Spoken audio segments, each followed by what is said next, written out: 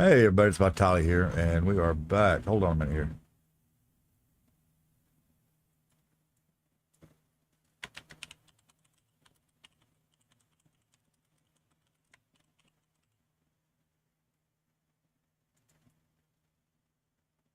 Okay, sorry about that. We're trying to get live on all the platforms, and we are now live.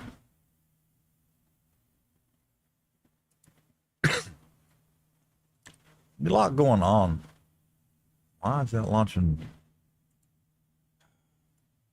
I'm clicking on the wrong stuff. Where is my restream? There it is.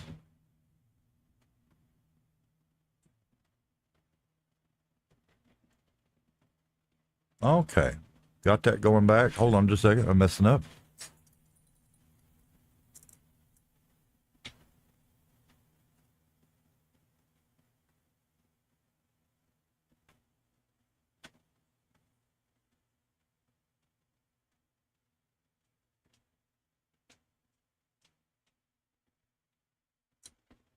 I apologize. I had gotten distracted. I had put lunch in the oven to warm up and almost forgot about it.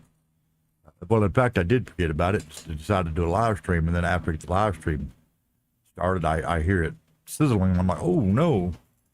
But a few different things I want to cover for where we ended up here in June. It's kind of a little all over the place.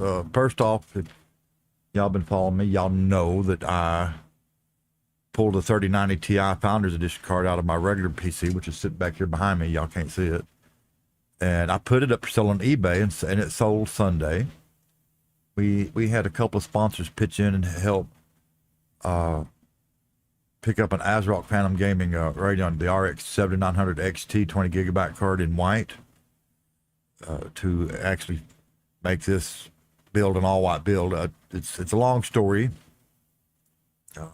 Most of y'all have heard it already.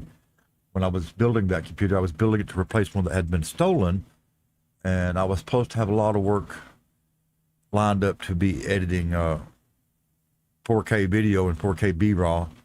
And at that time, I had a choice between the AMD 6950 XT, 6950 XTX, and NVIDIA's RTX 3090 Ti Founders Edition card. There was only $50 difference between the two in price. So I spent the extra $50 and took the safe route, and I went with NVIDIA because that was something that I was familiar with when it come to editing audio, and I knew how it was going to perform. Well, we no sooner got the computer built and all that work fell through, didn't happen, and I've always regretted not going with the AMD card because that was my first AMD build in many, many years, and I really wanted it to be an all AMD build, but like I said, I took the safe route because of some jobs that I had coming up that fell through.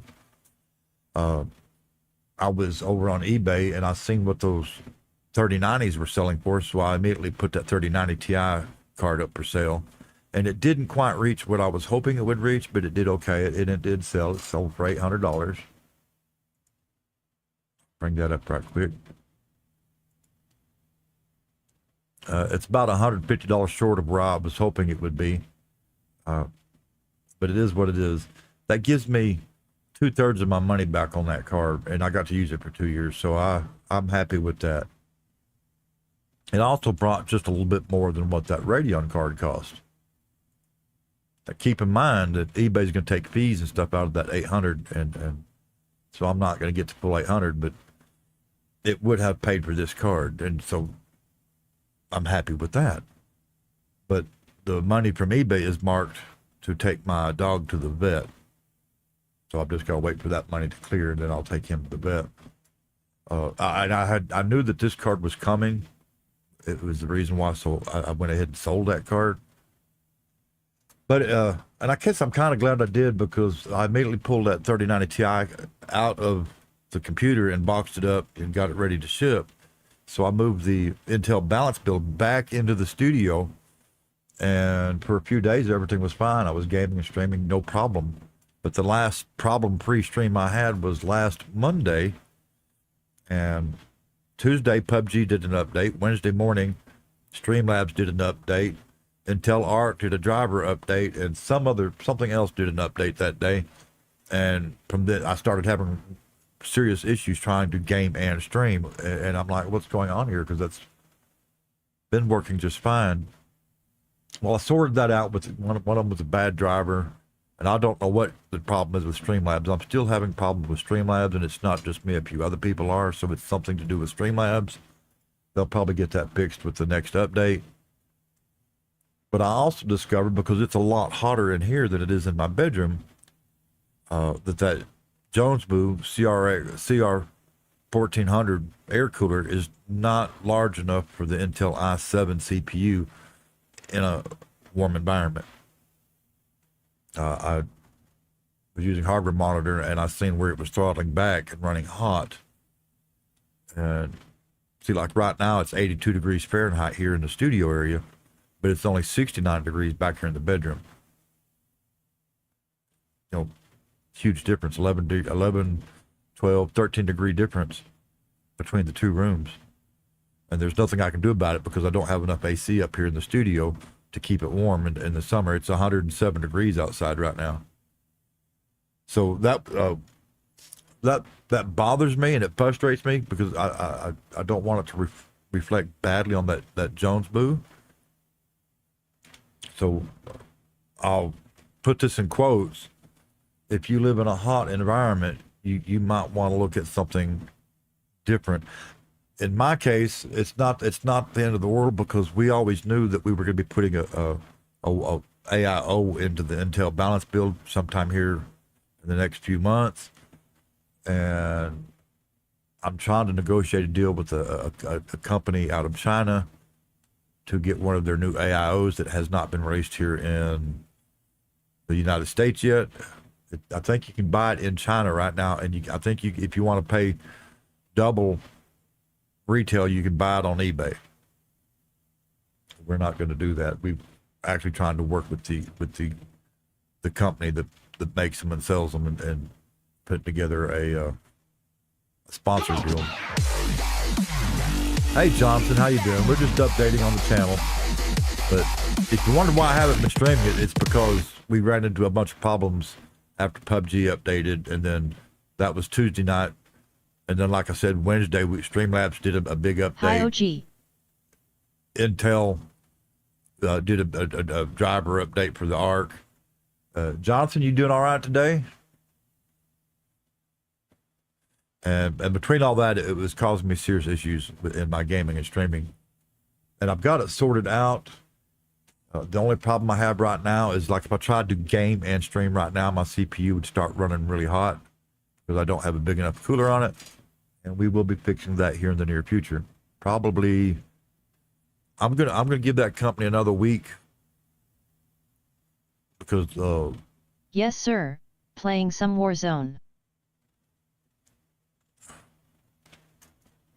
I haven't played that one lately. The last communication we had, they was trying to figure out the shipping costs, and I let them know up front that I was willing to pay the shipping costs, do whatever I needed to do to get that here in time to not only get it installed in my computer, but to get the content ready, to have it ready to upload to Amazon and YouTube and stuff before that product releases for sale on Amazon and here in the US. If I can't get it before the product launches, then it really doesn't do me any good to do any reviews and stuff on it. Yeah, the people will still watch it, but I'm going to lose out to the great big channels that cover it. You know what I'm saying? You know how that works. Sorry if I'm not making any sense. I'm just trying to cover everything right quick. I sold the Project Monte Carlo as much as I did not want to. I took a huge loss on it, by the way, but I sold it. And I used that money to pay bills. I sold my van, the one that got stolen and wrecked. I just knew I wasn't ever going to have the money to fix that van and put it back the way it was before it got tore up. And if I couldn't have it the way it was before it got tore up, I did not want it. It was ruined for me. And I loved that van, but I was just really disgusted in how it got tore up when it got stolen. And it had other problems from being stolen. So it was going to cost me way more money than it was worth to fix it. So I sold it, took a loss on that, So all my bills are paid except for this upcoming light bill, which has got me worried because I share electricity with my brother-in-law, and he's got a renter on it, and then my son's on it as well, and that bill's $1,248, and they keep sticking me with half the bill, and I don't use half the electricity, so I've already told them that this month they can divide it up fairly, and they can all cover their part, or the electricity's going off because I'm not paying half the light bill. And I've got that brand new generator all ready to go to give it the tryout if that happens, because I'm not paying $624 and some change when I didn't use it. So yeah, that's where we're at, and that's why I've been kind of stressed out and stuff. I've got a lot of stuff that goes on behind the scenes, and you'll hear me complain from time to time that streaming does not pay the bills. It really doesn't. Just sitting here right now, I've got an air conditioner on that to me is wasting electricity because it's 82 degrees in here, and you can see that I'm sweating and I'm hot. It just won't do the job. But in order to stream, this is where I have to do it. So yeah. But when I get to the stream, I'll be shutting all this down and turning the air conditioner off, and I'll be going back to the back where it's nice and cool. I've been getting a lot, and I mean a lot of messages over on the Facebook this past week. People wanting to know where I'm located, and can I tell them more about my background, and it just seems kind of scammy to me, kind of sus. And so my answer to that question is if you want to know more about me, ask me during a live stream because I'll answer you. If you want to know more about my background, like I said, ask me during a live stream. If you want to know where I'm located, read my bio or ask me during a live stream and I'll answer the question, but I'm not going to answer every single one of those spam emails without a good reason. I'm just not. And who knows, I might be missing out on a wonderful friendship or a wonderful business opportunity. But guess what? If you're just going to send me a canned spam, I'm not wasting my time.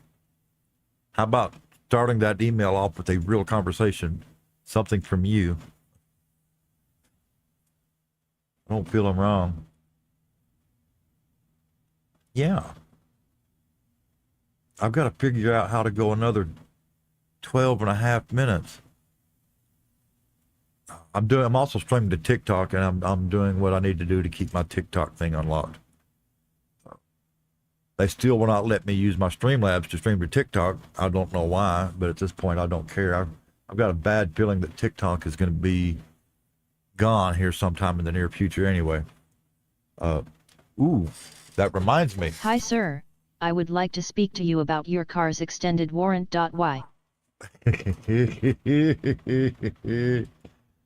Well, it's totaled. Yeah, well, your warranty fixed that for $28.50. I mean $28.50. Speaking of TikTok, do not use CapCut. So you're saying there's a chance? I'm saying a chance that if I can get your insurance for like $20-$30 a month and it'll fix my total car for the shop bill, and the shop bill only be $28, that you might sign me up.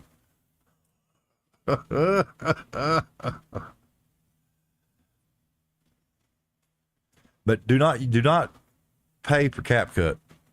I made a mistake. I was going to just try it out for a month, so I paid for the 1 month subscription. And it was okay, but I felt like I was not getting the full use out of it. So I went over to cancel it. No place on there to cancel it.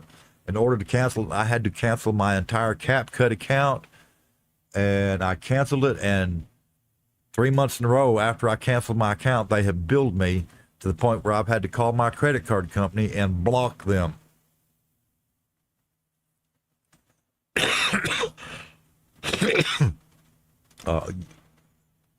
two options as far as CapCut goes. Either A, don't pay for the service, or if you do, go get you one of them Walmart preload debit card, credit card things, and put your money on that. And then if you want to cancel it, they just don't put no more money back on that card, and they're shit out of luck. Pardon my English. And for those that doesn't know, CapCut is owned by ByteDance, and ByteDance owns TikTok. You know, Adobe is got a federal lawsuit against them for pulling that same shit right now. Somebody needs to put one on ByteDance. It's a month-to-month subscription, and if you decide you don't want it, there should be a deal where you can click cancel subscription, and it actually work. They've hit me for $30 and some change that on a product that I haven't used since I canceled my CapCut account. So yeah, that's where we're at on that.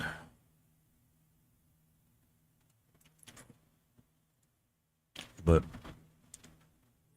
we are, like I said, replacing the 3090 Ti with a 7900 XT.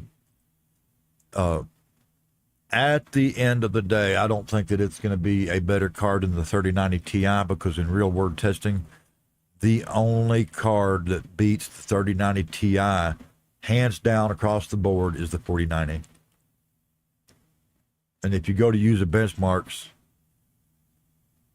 I think at best they say that the 7900 XT is like 6% faster. 6%. Well, there's a lot of variables that play into that, so I don't think it's an upgrade, but I saw an opportunity to get most of the money back on my video card and replace it with a video card that should, for all intents and purposes, be just as good for a little less money. So I did it. I mean, look at it this way. I caught that 3090 Ti right as the 4090 had dropped, and I got it for $1,190 after taxes. It was like almost half price for that 3090 Ti Founders Edition card, because they were originally $2,000. MSRP was $1,999.99 when they launched, and nobody covered it because everybody knew that the 4090 was fixing to come out. And in order to get rid of them, they ended up cutting the price in half, or almost in half, $900 off. And I got to use it for almost 2 years and got 3/4 of my money back. So I think that's a win for me. And now my regular computer will be an all AMD build like I originally wanted to do it. It'll be all white. Once the card comes in, I'll do an unboxing video tomorrow, and I'll share that. And then I'll shut all this down. I'll get the card installed back into this computer, and I'm going to have to carry this computer to the back. And I hate doing that because this thing weighs like 65 pounds and my back's out. But I got a lot of work to do tomorrow, just moving computers and stuff. There's actually 2 computers behind me that y'all can't see right now. And the Mad Scientist table is a mess, but we're going to try to fix this to where y'all can see what I'm talking about. There's actually 2 computers right here. This one, I'm probably going to part it out. It was a good system for many years. I've more than got my money out of it. I've upgraded it several times on what I could upgrade. I never upgraded the CPU, and it has a Intel i7-6700 in it. Has 32 gigs of DDR4 RAM, 1 terabyte NVMe drive on the motherboard, which is only a year old. It had a 2070 Super in it, but I pulled that 2070 Super out and I sold it yesterday. It does have onboard graphics. So I don't know if I just want to give it to somebody that needs something to check their email and stuff, or if I just want to put it in the scrap bin. I haven't decided. It's too expensive to ship, so I can't do a giveaway, and I wouldn't want to give it away without a good video card in it anyway. So I'm kind of at a loss as what to do about that, because it's the case. That's not the original case for this computer right here. This was originally an Acer Predator, and in 2020 I replaced the case. I had to buy another motherboard, new power supply. I updated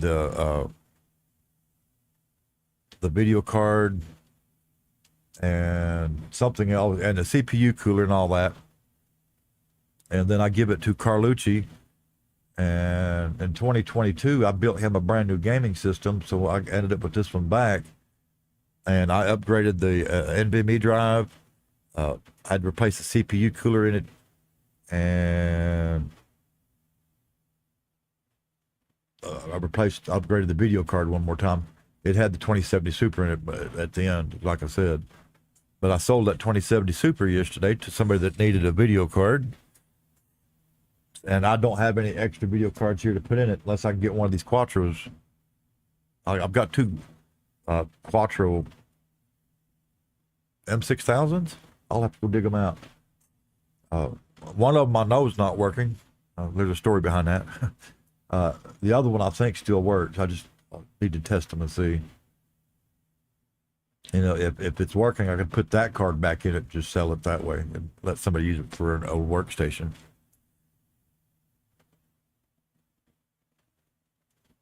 Sell it or give it to them. I don't really. The only bad thing about it is that's got a real nice 850 watt Seasonic power supply in it, and it's got a brand new, or almost brand new, I put it in last year, 1 terabyte SSD drive on the motherboard. It's actually, that part's great. It's got 32 gigs of DDR4 RAM, but it's not real fast.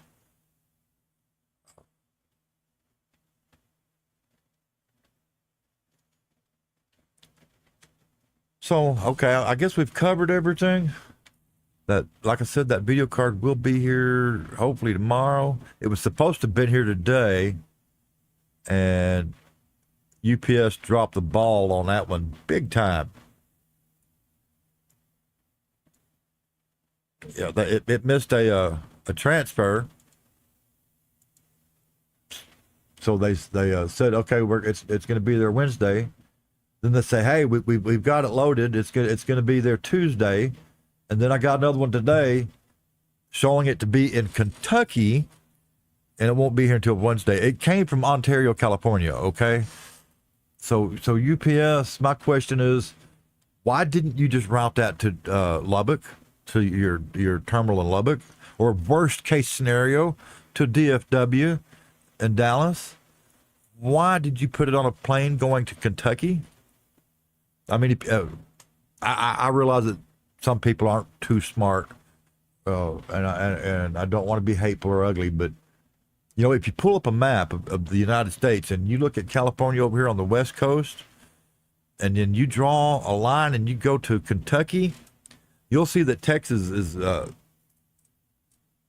before Kentucky. If you had drawn a line from LAX to Lubbock,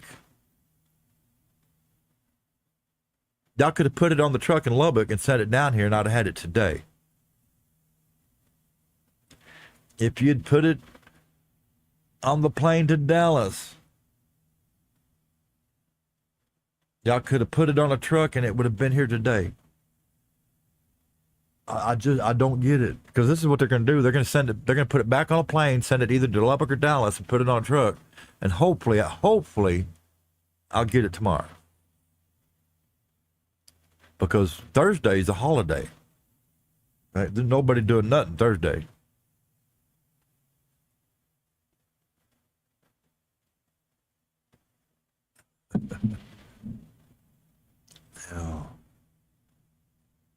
For those that don't know, I was a truck driver for over 10 years, drove 2.5 million miles, and I did over the road, coast to coast. I've been everywhere there is to go in the United States, the continental U.S.